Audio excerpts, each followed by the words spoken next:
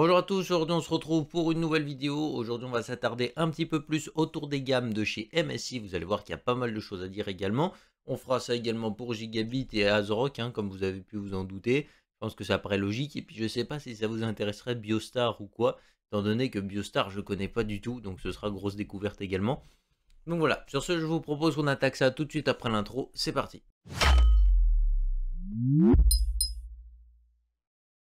Pour ceux qui découvrent cette chaîne, bienvenue sur AZERTES Hardware FR, une chaîne qui se concentre autour du monde du hardware. Ici, on fait des reviews, des guides d'achat et de la vulgarisation pour te permettre d'acheter ton PC au meilleur prix tout en sachant ce que tu achètes. Et si jamais tout ça, ça t'intéresse, n'hésite pas à t'abonner et activer la cloche pour être au courant de toutes les prochaines vidéos. Et si on commençait un petit peu tout ça? Alors déjà, moi je voudrais revenir un petit peu sur la vidéo de la semaine dernière où on parlait des cartes mères Asus. Alors petite précision, j'ai pas parlé de la ROG G et de la ROG I. Les seules choses qu'il y avait à dire dessus, c'est que la ROG G, c'est la ROG la plus basique d'après Asus parce qu'elle est en micro ADX. Enfin, personnellement, pour moi, c'est pas la ROG la plus basique, mais il y a beaucoup de gens qui m'ont dit que si. Donc voilà, on va dire que j'ai mon point de vue sur la chose. Peut-être que c'est pas le plus partagé par tout le monde, mais voilà. Donc la ROG G, c'est la plus basique et elle est en micro ATX. Et après, on va voir la ROG justement I, qui est la ROG ITX. Et là, du coup, vous avez des étages d'alimentation un peu moins gros. Et puis globalement, c'est à peu près tout. Et puis, petit truc en plus, il y a personne qui est venu me dire que j'avais pas parlé des Zenith, alors que, techniquement, c'est des cartes mères utiles, quoi. Genre pour des pros, ça. Allez, 2000 euros, 3000 euros le pros. La carte mère, elle en coûte quasiment autant. Voilà, il y a personne qui est venu me dire, et moi je le mets où mon Xeon 28 cœurs, tu vois? C'est bizarre quoi. Non mais celle-là je l'ai pas compté parce que ça concerne quasiment personne. Donc voilà, bref, moi je m'attarde principalement que sur les gammes grand public. Et aujourd'hui du coup, comme je vous ai dit, on s'attaque à MSI. Comme vous pouvez voir, on est directement sur le site à MSI. Et du coup, ça peut être vite fait la jungle, on va pas se mentir. Vous arrivez là, elles sont triées par popularité. Déjà, je prends les Z690 parce que la gamme a bien eu le temps de sortir en entier, c'est-à-dire qu'on va vraiment voir tout ce que MSI est capable de proposer sur une gamme. Et puis pourquoi je prends du Intel? Tout simplement parce que je ne vais pas vous inciter à partir sur les nouveaux AMD qui puent la merde. Voilà, voilà, il y en a plein, ils vont me dire que c'est pas vrai. Mais honnêtement, remettez-vous en question un petit peu ceux qui me disent ça parce que ça consomme pas trop. Mais qu'est-ce que ça chauffe? Genre, les puces, elles sont taillées. Wow. J'ai mes raisons de dire ça, donc voilà, mais moi je vous inciterai pas à aller prendre du AMD en tout cas vu ce qu'ils ont sorti. Au début je pensais pas que c'était si pire que ça, mais quelqu'un m'a fait explorer un petit peu l'envers du décor. Et globalement, allez pas acheter du AMD, non, on va pas se mentir. Bref, du coup, on va rester chez Intel qui propose des très bons trucs en ce moment. Alors là, je vous vois venir pro AMD, pro Intel, c'est pas la peine de me dire ça. Moi j'ai les deux et franchement, je me porte très bien avec les deux. Il y a des trucs bien chez l'un, il y a des trucs bien chez l'autre. C'est juste que là, AMD fait de la merde, c'est tout. Il y a un moment, il faut savoir le dire aussi. Donc, on va commencer ici chez MSI avec justement la gamme Pro. Et qu'est-ce qu'on peut dire déjà sur la gamme Pro? Alors, c'est une gamme qui se répartit en deux cartes mères qui sont plutôt sympas. On va retrouver l'AP Pro et la A Pro. La différence entre les deux, c'est que l'AP Pro, c'est vraiment de l'entrée de gamme. Vous pouvez mettre basiquement pas mal de processeurs dessus. Je pense que même un Core i5 13600K, tu vois, ça passe bien. Après, j'irai pas me tenter à foutre un i7 ou un i9 dessus parce que globalement, ça peut voir ses limites, surtout avec le nombre de cœurs qu'ils ont actuellement les processeurs. Voilà, moi je vous conseillerais de taper au moins sur une carte mère qui a 16 phases d'alim, histoire d'être un petit peu tranquille. Et que justement pas avoir trop de problèmes à ce niveau-là. Sinon, très bonne carte mère en tout cas. Pour débuter, c'est pas mal. Ça vaut largement les primes de chez Asus. Des fois, c'est même un peu meilleur. Après, globalement, entre la P et la A, si j'ai un conseil à vous demander, c'est partir sur la A directement. Vous avez genre 20-30 euros d'écart d'habitude, quoi. Et franchement, la A est bien mieux fournie que la P. Vraiment, tombez pas dans ce piège-là. La A est bien mieux fournie que la P. Des fois, au visuel, comme ça, on dirait pas. Mais globalement, si vous avez 20 euros à mettre, mettez-le pour partir sur la A qui est bien mieux. Vous avez souvent des VRM plus costauds, des fois ça se joue même sur la fréquence un peu de la RAM que vous pouvez aller un peu plus haut, même si maintenant avec la DDR5 ça dépend, mais vous avez plein de petits trucs comme ça qui font que la A est meilleure et globalement je vous conseillerais toujours de partir sur la A si vous avez un peu plus de budget que partir sur la P. Voilà. Après là c'est vraiment des cartes entrée de gamme, c'est fait pour tourner avec des processeurs qui vont être. Là, on est quand même sur des cartes en Z690 qui sont globalement entrée de gamme. La gamme Pro de chez MSI, c'est fait pour offrir une bonne offre, pas trop chère, et que justement les professionnels ils puissent dépenser très peu d'argent et avoir un truc déjà plutôt fiable. Donc ça, c'est une gamme qui est plutôt sympa. Par contre, là, on parle pas justement de professions qui exigent des trucs en particulier. Donc on est vraiment sur une utilisation basique de bureautique, par exemple.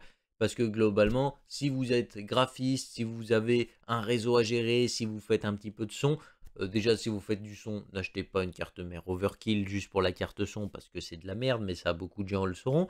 Du coup, ceux qui ont pas mal d'argent et qui font vraiment une utilisation qui a besoin de haut débit en réseau, ils vont certainement acheter une carte avec 2 cartes réseau. Là, on n'a pas 2 cartes réseau, tu vois ce que je veux dire dedans. Mais c'est pas des cartes qui vous permettront justement de répondre à des exigences professionnelles vraiment très élevées dans certains justement critères que j'ai déjà énoncés. Mais ça reste des bonnes cartes, en tout cas pour le gaming, ça suffit très largement, il n'y a pas besoin de se prendre la tête, hein.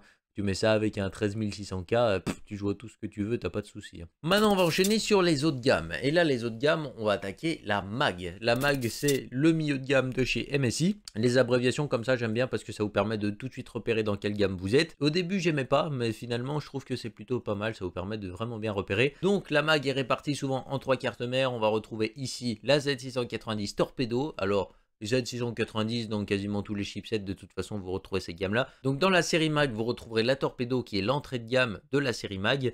Voilà, en fait dans chaque catégorie vous avez le moins cher jusqu'au plus cher.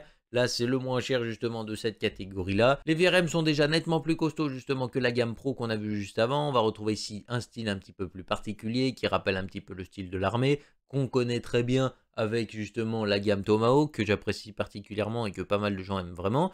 Voilà, c'est des cartes qui sont très robustes, qui vous offrent vraiment pas mal de choses, beaucoup de fonctionnalités qui sont très accessibles. Elles vous permettront justement de goûter aux joies de l'overclocking sans pour autant pousser des trucs trop hardcore, parce que bon, si vous comptez appeler des démons avec votre processeur, voilà, hein, il y a un moment, il faut mettre le budget aussi. Petite précision importante sur cette référence, la Torpedo a souvent des coloris assez particuliers, hein. Déjà là, vous pouvez voir qu'elle est bleue. Sur les Z590, elle était un peu verte. Et Messi aime bien faire une ou deux références avec des coloris un petit peu bizarres. Enfin, un petit peu plus particulier, on va dire, parce que là, en bleu, je trouve qu'elle est pas moche, mais en verte, l'année d'avant, elle était vraiment dégueulasse. Après, ça dépend des goûts de chacun, encore une fois, mais MSI aime bien, justement, faire des choses un petit peu comme ça.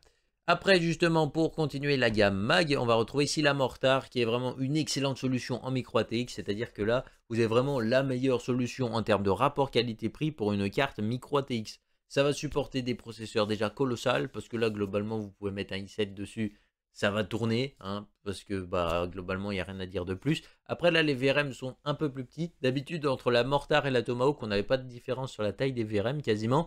Et là, quand même, on a une différence qui est un peu marquée, parce que ça prend de la place, les VRM, visiblement. Et il y a un moment, il faut réduire la taille de la carte. Enfin, là, ça peut vous permettre de faire une config pour jouer assez compacte avec un processeur qui est déjà monstrueux, parce que comme je vous disais, un i7, ça peut passer dessus sans trop de soucis, hein. Bon, après, le i9...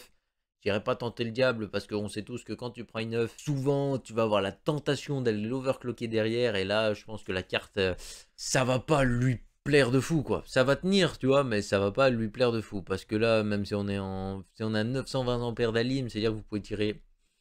Allez, on divise par 2, 460 ampères que vous pouvez tirer dessus. En vrai, si le i9 passe. Le i9 passe, mais voilà, en overclocking, il faudra être mollo. Après, est-ce que ça va bien le tenir? Oui, ça devrait bien le tenir, hein. Globalement, ça devrait être sympa. Après, faut pas faire des primes 95 tous les jours, quoi, on va pas se mentir. Mais pour un usage gaming avec un i9, ça passe large, hein. Vous n'allez pas à vous prendre la tête. Et après, du coup, on se retrouve ici avec la Tomahawk, qui est, selon moi, la meilleure référence que vous pouvez trouver justement dans cette gamme. C'est globalement là... Là, sur ce chipset là, c'est pas le meilleur exemple parce qu'elle a exactement les mêmes étages d'alimentation que la Torpedo. Souvent, vous avez une carte qui est un peu plus robuste que la Torpedo avec un peu plus de dissipateurs sur l'M.2, des fonctionnalités à droite à gauche qui sont un peu meilleures, peut-être un peu plus de ports pour mettre du stockage. Mais franchement, c'est une très bonne carte ici avec un style que j'adore particulièrement et vraiment, c'est vraiment une gamme que j'apprécie. D'ailleurs, j'avais fortement hésité à acheter une Z790 Tomahawk pour la tester. J'avais même demandé à MSI, mais ils n'ont pas voulu. Voilà, ils n'ont pas voulu. C'est dommage parce que franchement, là, c'est les nouvelles Z790 en Tomahawk, c'est de la bombe. Et franchement, j'aurais bien aimé vous montrer ça.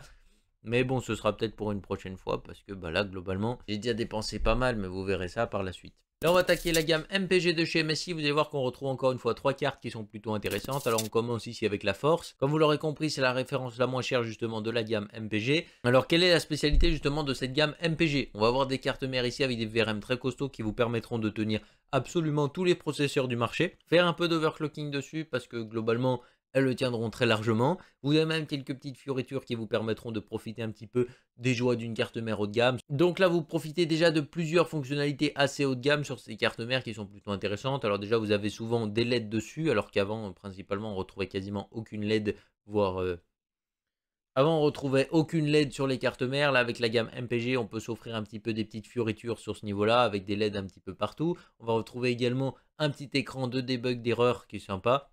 Les debug LED justement qui vous permettront de voir s'il y a un problème au démarrage du PC. Et puis souvent, vous avez pas mal de stockage, vous avez déjà pas mal de solutions de refroidissement avec énormément de prises de ventilateur. Vous avez vraiment pas mal de fonctionnalités intéressantes sur ces cartes mères. Et puis voilà, franchement, c'est déjà... Je tiens à préciser que la force maintenant est tout le temps en blanc. Alors ça fait déjà 2 générations que c'est comme ça, que ce soit chez Intel ou AMD.